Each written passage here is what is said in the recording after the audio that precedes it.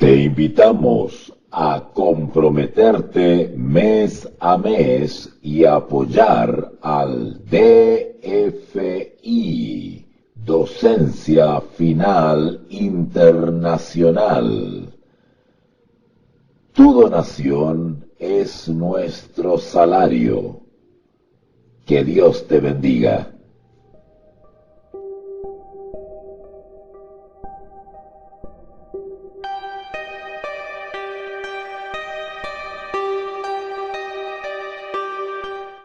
Hola, soy tu profesor Walter. Esta vez intentaré, junto a ustedes, responder la pregunta de quiénes son los espíritus del espiritismo. Ahondaremos un poquito más en este misterioso mundo que cada vez se vuelve más patente. Acompáñame.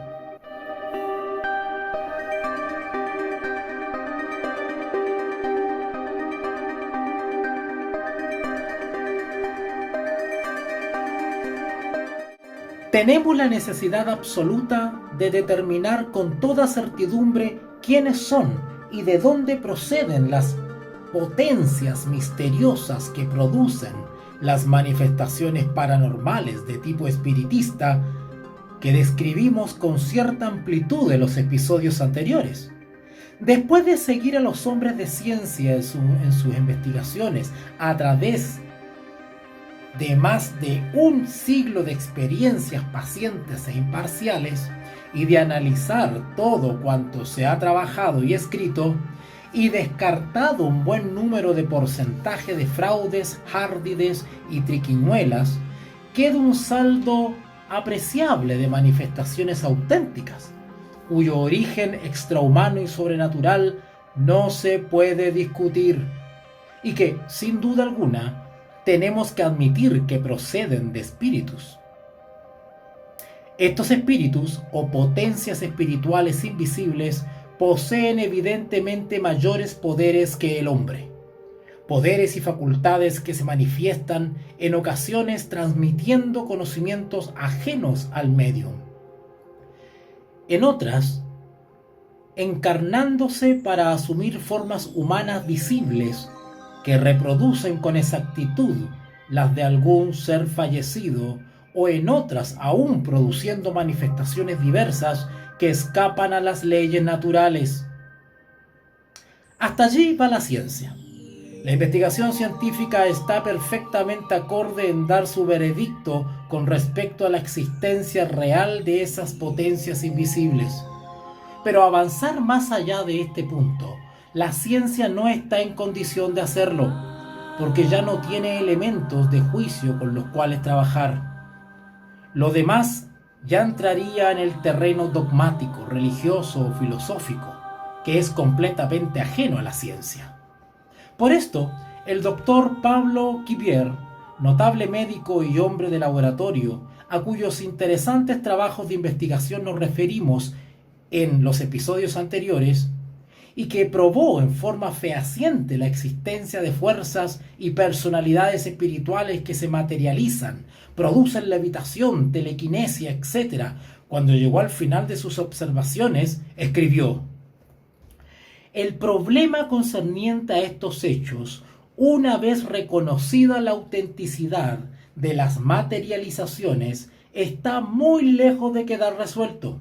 En efecto, en presencia de hechos tan inauditos, el experimentador que, de la negación a priori, ha pasado a la duda y de esta a la certitud, se pregunta qué son esas formas humanas que nos dan la impresión de vida y se desvanecen ante nuestras miradas.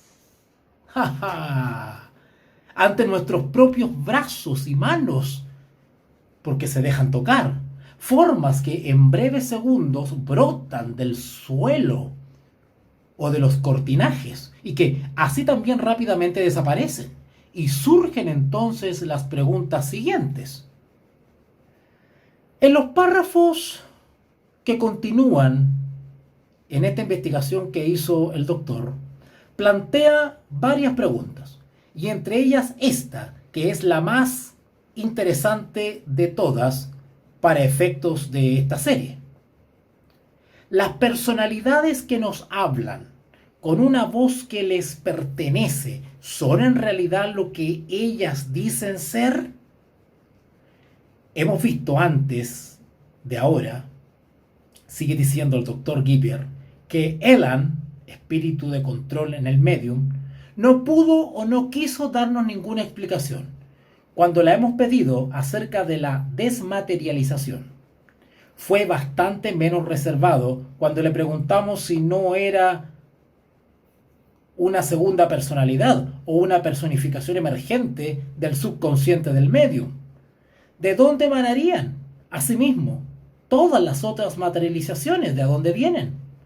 Nos dice, con todo énfasis, que tanto él como los otros espíritus que se manifiestan por medio de este instrumento, el medium, son entidades libres, personalidades independientes, espíritus desencarnados, sin aceptar ciegamente afirmaciones de la índole que se acaba de consignar, acota el autor. ¿Acaso no podemos detenernos un momento y reflexionar sobre esta cuestión e incluso esperar que el fenómeno de materialización nos provea en un futuro cercano la solución de este punto inquietante que en el momento actual confronta la psicología? ¿Subliminal o espíritus? ¿O acaso las dos cosas? ¿O quién sabe? Ni uno ni otro. E insiste en la duda y en la incertidumbre. Si no son los que ellos dicen ser, sigue preguntando el hombre de ciencia, ¿qué puede ser? Y finaliza con esta observación. Sería prematuro abordar esta cuestión en este momento. El mismo tipo de duda, basada en la falta de datos para poder definir científicamente quiénes son los espíritus del espiritismo, surge del informe presentado por F. W. H. Myers, redactor de los trabajos de la Asociación de Investigaciones Psíquicas de Londres, quien escribe: el profesor Lodge, el doctor Lev y yo mismo, que estamos preparando estos informes para la publicación, no tenemos ninguna teoría que queramos imponer al lector.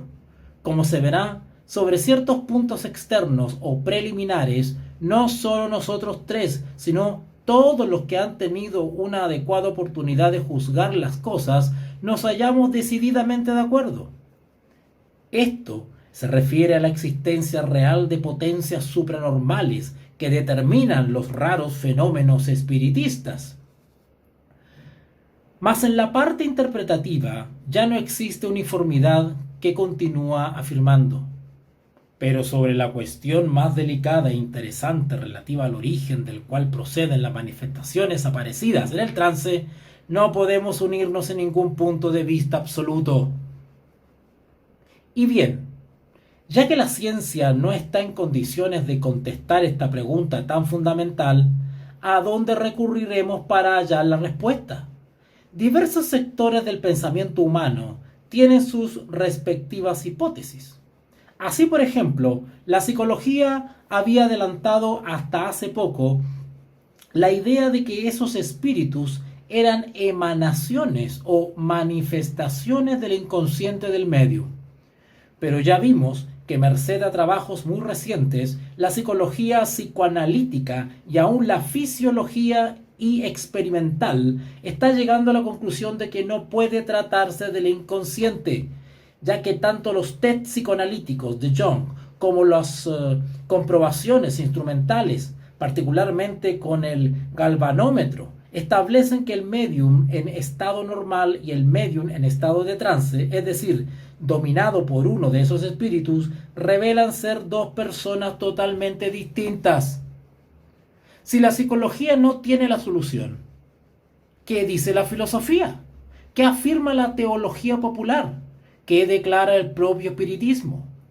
Desde luego que este último, el espiritismo, pretende que estas personalidades invisibles son los espíritus desencarnados de los muertos, que aparecen para trabar contacto con los vivos con diversos propósitos, y sostiene que esto es una confirmación de que hay una vida en ultratumba. ¿En qué se basa el espiritismo para asentar esta doctrina? Su único fundamento consiste en la propia observación de los espíritus. Pero la lógica más simple nos indica que esa aseveración no constituye ninguna garantía, así que no comporta ninguna garantía para cualquiera de nosotros que se presente en su casa un buen día un señor bien trajeado y asevere ser fulano de tal. Nunca olvidaremos un episodio en que nos tocó participar y que constituye una buena ilustración de cuán poco vale a veces la declaración de la parte interesada. Se presentó en nuestra oficina un señor de impresionante presencia que se hizo anunciar como neurocirujano. Como no conocíamos su nombre, alegó que era amigo de numerosas personas que eran íntimos amigos nuestros, mencionando sus nombres, ocupaciones y circunstancias particulares de su vida. Manifestó que se hallaba en una grave emergencia.